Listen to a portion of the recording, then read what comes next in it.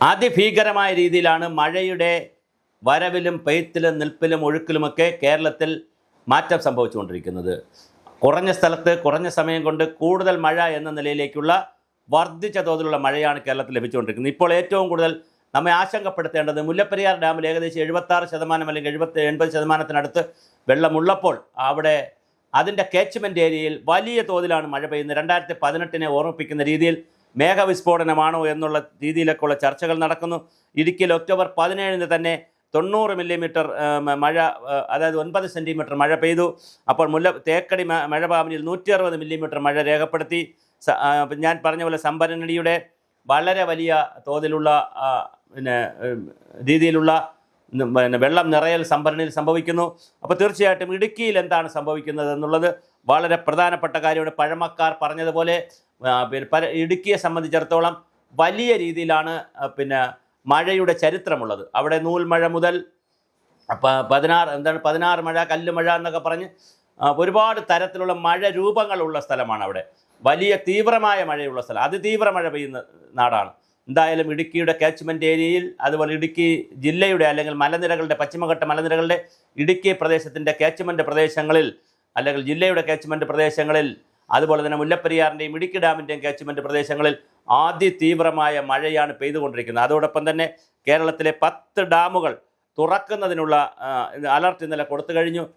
10 ഡാമുകൾ ഇന്നലെ തുറക്കാനുള്ള അലർട്ട് പോയി കഴിഞ്ഞു. അപ്പോൾ ആ രീതിയിലൊക്കെ നോക്കുമ്പോൾ വളരെ ഗുരുതരമായ മഴ പരിപാടിയാണ് കേരളത്തിൽ നടന്നുകൊണ്ടിരിക്കുന്നത്. കേരളത്തിലെ ഓരോ ജില്ലയിലും പെയ്ത് വീഴുന്ന മഴയുടെ കണക്കെടുക്കുമ്പോൾ വലിയ തോതിലാണ് മഴ പെയ്യുന്നത്. അതായത് KSEBയുടെ കീഴിലുള്ള ഡാമുകളും, അതുപോലെ തന്നെ ഇലക്ട്രിസിറ്റി ബോർഡിൻ്റെ കീഴിലുള്ള 4 ഡാമുകളിലും, ഇറിഗേഷൻ ഡിപ്പാർട്ട്മെൻറ്റിൻ്റെ കീഴിലുള്ള 6 ഡാമുകളിലടക്കം 10 ഡാമുകളിലാണ് ഇന്നലെ അലർട്ടും അവിടുത്തെ കാച്ച്മെൻറ്റ് ഏരിയയിൽ താമസിക്കുന്ന ആളുകൾ സൂക്ഷിക്കണമെന്നുള്ള വാർത്ത വന്നത്. അപ്പോൾ അത്തരത്തിലുള്ള വളരെ ഗൗരവതരമായ രീതിയിലാണ് മഴ മാറ്റം വന്നുകൊണ്ടിരിക്കുന്നത്.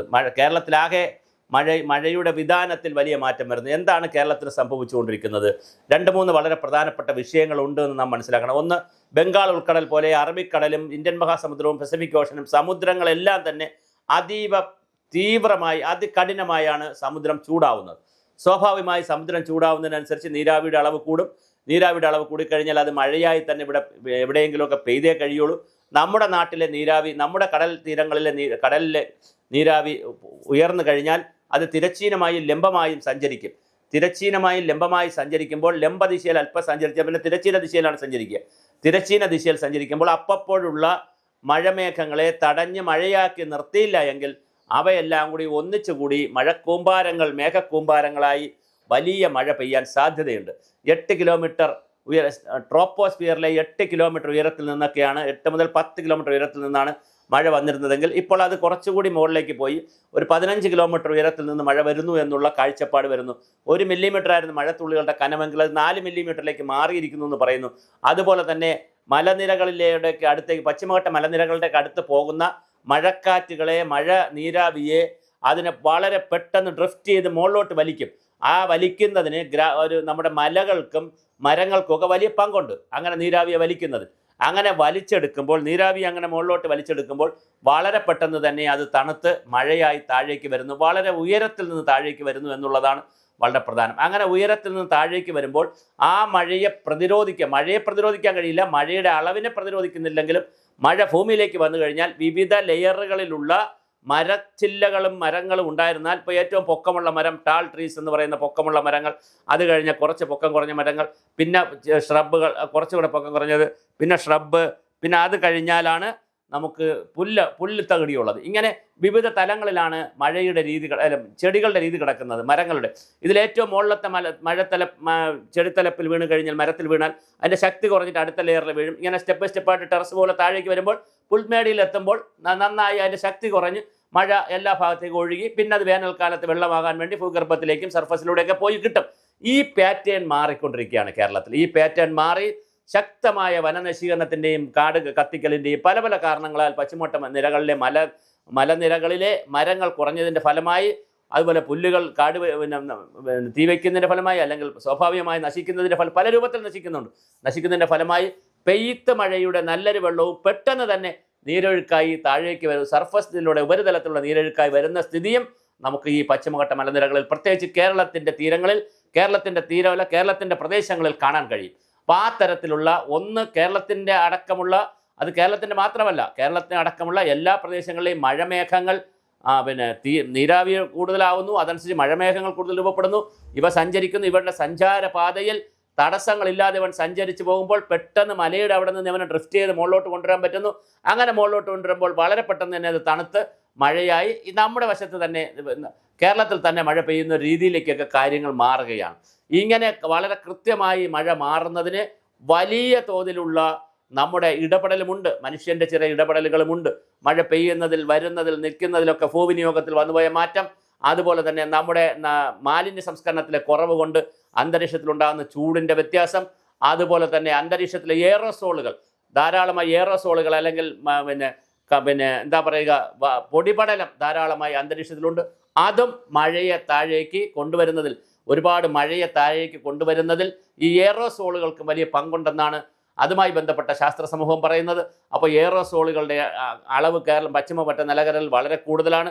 മാധവ് ഗാഡ്ഗിലൊക്കെ ഈ കാര്യത്തിൽ ഒരുപാട് നിരീക്ഷണം നടത്തിയിട്ടുള്ളതാണ്. അതിപ്പോൾ എയറോസോളിൻ്റെ ഒരു സ്വാധീനം ഇവിടെയുണ്ട്. നമ്മുടെ പശ്ചിമഘട്ട മരങ്ങളുടെ കുറവിൻ്റെ സ്വാധീനമുണ്ട്. അങ്ങനെ ഭൂവിനിയോഗത്തിലെ പ്രശ്നങ്ങളുണ്ട്, അതുപോലെ മാലിന്യ സംസ്കരണത്തിലെ പ്രശ്നങ്ങളുണ്ട്. ഇതെല്ലാം കൂടി കേരളത്തിൻ്റെ അന്തരീക്ഷത്തിൽ വളരെ വ്യത്യസ്തമായ ഒരു ആവാസ വ്യവസ്ഥയായി കേരളം മാറിക്കൊണ്ടിരിക്കുകയാണ്. ഈ മാറുന്നതിൻ്റെ അനന്തരഫലം എന്ന് പറയുന്നത് നമ്മുടെ പശ്ചിമഘട്ട മലനിരകളിൽ വിചാരിക്കാത്ത രീതിയിൽ, വിചാരിക്കാത്ത തോതിലാണ് മഴ വരുന്നത്. ഒരു ഘട്ടത്തിൽ വയനാടായിരുന്നെങ്കിൽ ഇപ്പോൾ ഇടുക്കിയാണ് നമ്മൾ പേടിക്കേണ്ടി വരുന്നത്. ഇടുക്കിയെ പേടിക്കുമ്പോൾ നമുക്ക് വലിയ ഭയം വേണ്ടി വരും. കാര്യം വയനാടിനെ നമുക്ക് വേറൊരു തരത്തിൽ ഉരുൾപൊട്ടലാണ് വരുന്നതെങ്കിൽ ഇടുക്കിയെ പേടിക്കുമ്പോൾ, ഇടുക്കിയെ കണക്കാക്കുമ്പോൾ, ഇടുക്കിയിൽ മാരി കൂടിയാൽ, മഴ കൂടിയാൽ 2 ഡാമുകളാണ് ഏറ്റവും പ്രധാനമായും നമ്മളെ ഭീഷണിയിൽ നിൽക്കുന്നത്. ഇടുക്കി ഡാം ഭീഷണിയിലല്ല, പക്ഷേ അത് ഉണ്ടല്ലോ അങ്ങനെ ഡാം. അതുപോലെ തന്നെ മുല്ലപ്പെരിയാർ ഡാം ഇപ്പോൾ ഒരു 80% ജലം നിറഞ്ഞ് 76-നും 80%-ഇടയ്ക്ക് ജലം നിറഞ്ഞിട്ടുണ്ട്. കാച്ച്മെൻ്റ് ഏരിയയിൽ നല്ല നീരൊഴുക്കുണ്ട്. ഇനിയും മഴ വന്നുകൊണ്ടിരിക്കുകയാണ്. മഴയ്ക്കൊരു ശമനവുമില്ല. ഇനി കാച്ച്മെൻ്റ് ഏരിയയിൽ എത്ര മഴ പെയ്യുന്നു എന്നുള്ളതിനെ സംബന്ധിച്ച് ഉൾവനങ്ങളാണ്.